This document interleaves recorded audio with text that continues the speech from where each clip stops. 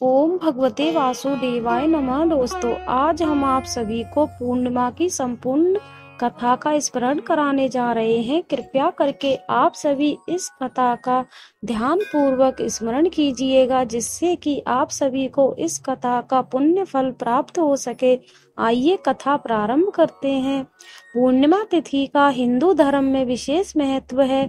इसे धनदायक और संतानदायक व्रत माना गया है। जो लोग पूरे विधि विधान से पूर्णिमा का व्रत करते हैं और पूर्णिमा के दिन चंद्रमा का अर्घ देते हैं, उन पर भगवान विष्णु और माता लक्ष्मी की विशेष कृपा होती है। आइए जानते हैं पूर्णिमा व्रत की कथा। द्वापर युग में एक समय की बात है कि यशोदा जी ने कृष्ण से कहा, हे कृष्ण, तुम सारे संसार के उत्पन्न करता, पोषण तथा उसके संहार करता हो। आज कोई ऐसा व्रत मुझसे कहो जिसके करने से मृत्यु लोक में स्त्रियों को विधवा होने का भय न रहे तथा यह व्रत सभी मनुष्यों की मनोकामना पूर्ण करने वाला हो। श्री कृष्ण कहने लगे, हे माता, तुमने अति सुंदर प्रश्न किया है। मैं तुमसे ऐसे ही व्रत को सविस्तार कहता हूँ। सौभाग्य की प्राप्ति के लिए स्त्रियों को द्वात्रिंशत् अर्थात 32 पूर्णिमाओं का व्रत करना चाहिए। इस व्रत को करने से स्त्रियों को सौभाग्य संपत्ति मिलती है।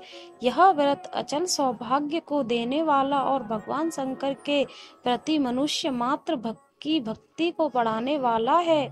यशोदा जी कहने लगी कि हे कृष्ण, सर्वप्रथम इस व्रत को मृत्यु लोक में किसने किया था, इसके विषय विस्तार पूर्वक मुझसे कहो। श्री कृष्ण जी कहने लगे कि इस भूमंडल पर एक अत्यंत प्रसिद्ध राजा चंद्रहास से पालित अनेक प्रकार के रत्नों से परिपूर्ण कार्तिका नाम की एक नगरी थी।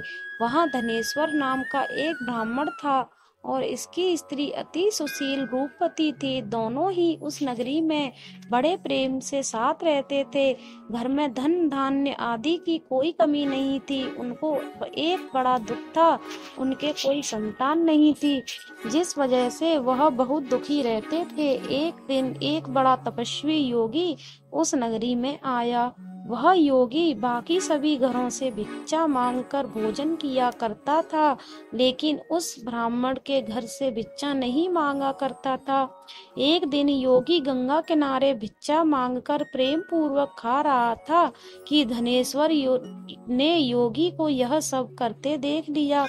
सब कार्य किसी प्रकार से देख लिया। अपनी भिक्षा अनादर से दुखी होकर धनेश्वर योगी से बोले, और सभी घरों में भिक्षा लेते हैं परंतु मेरे घर भिक्षा कभी भी नहीं लेते, इसका क्या कारण है? योगी कहने लगा कि आपके धर्म हमें इस बात की आज्ञा नहीं देता है, क्योंकि अभी आप गृहस्थ जीवन में एक सुख से वंचित हैं। आपके घर संतान होने पर मैं आपके घर से भी भिक्षा स्वीकार कर लूंगा। उन्होंने कहा कि जिसे संतान नहीं है उसके घर से भिक्षा लेने से मेरे भी पतित हो जाने का भय है। धनेश्वर यह सब बात सुनकर बहुत दुखी हुआ और हाथ जोड़कर योगी के पैरों पर गिर पड़ा तथा दुखी मन से कहने लगा कि आप मुझे संतान प्राप्ति के उपाय बताएं। आप सर्वज्ञ हैं, मुझ पर अवश्य ही यह कृपा कीजिए। धन की मेरे घर में कोई कमी नहीं है, लेकिन मैं संतान न होने के कारण अत्यंत दुखी हूँ। आप मेरे इस दुख का हरण कीजिए। यह सुनकर योगी कहने लगे, तुम चंडी की आराधना करो। घर पहुंचकर उन्होंने यह सारी बात अपनी पत्नी को बताई और खुद वन में चला गया। वन में पहुंचकर उसने चंडी की आराधना की और उपवास किया। चंडी ने 16 दिन उसको सपने में दर्शन दिए और कहा कि हे धनेश्वर, जा, तेरे पुत्र होगा, लेकिन उसकी आयु सिर्फ 16 वर्ष होगी। 16 वर्ष की आयु में ही उसकी मृत्यु हो जाएगी। अगर तुम दोनों स्त्री और पुरुष 32 पूर्णिमाओं को व्रत करोगे तो यह दीर्घायु हो जाएगा। जितनी तुम्हारा सामर्थ्य हो उतने आटे के दिए जलाकर शिवजी का पूजन करना, लेकिन पूर्णमासी 32 ही होनी चाहिए। सुबह होते ही तुम्हें इस स्थान के पास एक आम का पेड़ दिखाई देगा। उस पर चढ़कर एक फल तोड़कर अपने घर चले जाना। अपनी स्त्री का इस बारे में बताना। सुबह स्नान होने के बाद वह स्वच्छ होकर शंकर जी का ध्यान करके उस फल को खा ले, तब शंकर भगवान की कृपा से उसको गर्भ हो जाएगा। जब ब्राह्मण सुबह उठा तो उसे उस स्थान पर आम का पेड़ दिखाई दिया और वह उससे फल तोड़ने के लिए चढ़ा, लेकिन वह पेड़ पर चढ़ नहीं पा रहा था। यह देखकर उसे बड़ी चिंता हुई। उसने भगवान गणेश की उपासना की और कहा, हे दयानिधे, अपने भक्तों के विघ्नों का नाश करने, उनके मंगल कार्य को करने वाले, दुष्ट का नाश करने वाले, रिद्धि सिद्धि देने वाले, आप मुझे इतना बल दें कि मैं अपनी मनोकामना पूरी कर सकूं। इसके बाद वह पेड़ से फल तोड़कर अपनी पत्नी के पास पहुंचा। उसकी पत्नी ने अपने पति के कहे अनुसार इस फल को खा लिया और वह गर्भवती हो गई। देवी की कृपा से उसे बहुत सुंदर पुत्र पैदा हुआ। उसका नाम उन्होंने देवी दास रखा। माता पिता के हर्ष और शोक के साथ वह बालक बढ़ने लगा। भगवान की कृपा से बालक बहुत ही सुंदर था, सुशील और पढ़ाई लिखाई में भी बहुत ही निपुण था। दुर्गा जी के कथा अनुसार उसकी माता से 32 पूर्णमासी का व्रत रखा। वैसे ही 16वां वर्ग लगा। दोनों पति पत्नी बहुत दुखी हुए, कहीं उनके पुत्र की मृत्यु न हो जाए। उन्होंने सोचा कि अगर उनके सामने यह सब हुआ तो वह कैसे देख पाएंगे। तभी उन्होंने देवीदास के मामा को बुलाया और 1 वर्ष के लिए देवीदास को काशी में पढ़ने के लिए भेज दिया।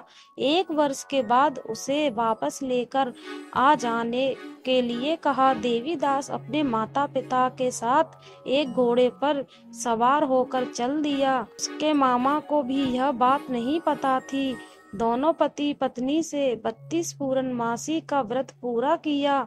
दूसरी तरफ मामा और भांजा दोनों रात गुजारने के लिए रास्ते में एक गांव में रुके। उस दिन उस गांव में ब्राह्मण की कन्या का विवाह होने वाला था। जिस धर्मशाला में वर और बारात के बाकी लोग रुके हुए थे, उसी धर्मशाला में देवीदास और उसका मामा ठहर गए। उधर कन्या को तेल आदि चढ़ने के बाद जब लगन का समय आया तो वर की तबीयत खराब हो गई। वर के पिता ने अपने परिवार वालों से विचार विमर्श करके कहा कि यह देवीदास मेरे पुत्र जैसा ही है, मैं इसके साथ लगन करा दूं और बाद में बाकी सारे काम मेरे बेटे के साथ पूरे हो जाएंगे। ऐसे कहने के बाद वर के पिता देवीदास को मांगने के लिए उसके मामा के पास गए और उन्हें सारी बात बताई। मामा ने कहा कि कन्या दान में जो कुछ भी मिलेगा वो हमें दे दिया जाए। वर के पिता ने बात स्वीकार कर ली। इसके बाद देवीदास का विवाह कन्या के साथ संपन्न हो गया। इसके बाद वह अपनी पत्नी के साथ भोजन न कर सका और मन में विचार करने लगा कि न जाने यह किसकी पत्नी होगी। यह सोचकर उसकी आंखों में आंसू आ गए। तब वधू ने पूछा कि क्या बात है, आप उदास क्यों हैं? तब उसने सारी बातें पत्नी को बता दी। तब कन्या कहने लगी, यह ब्रह्म विवाद है के विपरीत है। आप भी मेरे पति हैं, मैं आपकी पत्नी रहूंगी, किसी अन्य की कभी नहीं। तब देवीदास ने कहा, ऐसा मत कहिए, क्योंकि मेरी आयु बहुत कम है, मेरे बाद आपका क्या होगा। लेकिन उसकी पत्नी नहीं मानी और बोली, स्वामी आप भोजन करिए। दोनों रात में सोने के लिए चले गए। सुबह देवीदास ने पत्नी को 4 नगों से जड़ी एक अंगूठी दी और एक रुमाल दिया और बोला कि हे प्रिय, इसे लो और संकेत समझकर स्थिर चित्त हो जाओ। मेरे मरण और जीवन जानने के लिए एक पुष्प वाटिका बना लो, उसमें सुगंधित वाली एक नवमल्लिका लगा लो, उसको प्रतिदिन जल से सींचा करना और आनंद के साथ खेलो कूदो। जिस समय और जिस दिन मेरा प्राणांत होगा उस दिन यह फूल सूख जाएंगे। जब यह फिर से हरे हो जाएं तो जान लेना मैं जीवित हूँ। यह समझाकर वह वहां से चला गया। इसके बाद जब वर और बाकी बाराती मंडप में आए तो कन्या कन्या ने उसे देखकर कहा कि ये मेरा पति नहीं है, मेरे पति वह हैं जिनके साथ रात में मेरा विवाह हुआ है। इसके साथ मेरा विवाह नहीं हुआ है। अगर यह वही है तो यह बताएं कि मैंने इसके क्या दिया है, साथ ही कन्यादान के समय को आभूषण मिले उन्हें दिखाएं। कन्या की ये सारी बातें सुनकर वह कहने लगा कि मैं यह सब नहीं जानता। इसके बाद सारी बारात भी अपमानित होकर लौट गई। भगवान कृष्ण बोले, हे माता, इस प्रकार देवीदास काशी चला गया। कुछ समय जब बीत गया तो एक सर्प उसको डसने के लिए वहां आया, लेकिन वह उसको काट नहीं पाया, क्योंकि उसकी माता ने पहली ही 32 पूर्णिमा का व्रत कर लिए थे। इसके बाद खुद काल वहां पहुंचा भगवान की कृपा से। तभी वहां माता पार्वती और भगवान गणेश आ गए। देवीदास को मूर्छित दशा में देखकर माता पार्वती ने भगवान शिव से प्रार्थना की कि महाराज, इस बालक की माता ने पहले ही 32 पूर्णिमा के व्रत कर लिए हैं, आप इसको प्राण दें। भगवान शिव ने माता पार्वती के कहने पर उसे प्राण दान दे दिया। उधर उसकी पत्नी उसके काल की प्रतीक्षा कर रही थी।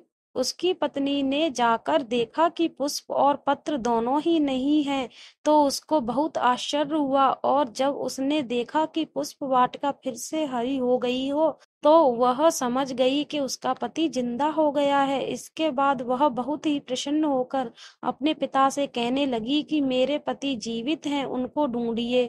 जब 16वां वर्ष व्यतीत हो गया तो देवीदास भी अपने मामा के साथ काशी चल दिया। इधर उसकी पत्नी के परिवार वाले उन्हें ढूंढने के लिए जा ही रहे थे कि उन्होंने देखा कि देवीदास और उसका मामा उधर ही आ रहे थे। उसको देखकर उनके ससुर बहुत प्रसन्न हुए और उसने अपने घर ले आए। वहां सारा वगर इकट्ठा हो गया और कन्या ने भी उसे पहचान लिया। देवीदास ने इसके बाद अपनी पत्नी और मामा को लेकर वहां से चल दिया। उसे उसके ससुर ने भी उसे बहुत धन दहेज दिया। जब वह अपने घर की तरफ चल रहा था तो उसके माता पिता को लोगों ने खबर कर दी, तुम्हारा पुत्र देवीदास अपनी पत्नी और मामा के साथ आ रहा है। ऐसा समाचार सुनकर पहले तो उन्हें विश्वास नहीं हुआ, लेकिन जब देवीदास आया और उसने अपने माता पिता के पैर छुए तो देवीदास के माता पिता ने उनका माथा चूमा और दोनों को अपने सीने से लगा लिया। दोनों के आने की खुशी में धनेश्वर ने बहुत दान दक्षिणा ब्राह्मणों को दी। श्री कृष्ण जी ने कहने लगे कि इस तरह धनेश्वर को 32 पूर्णिमाओं के व्रत के प्रभाव से संतान प्राप्त हुई।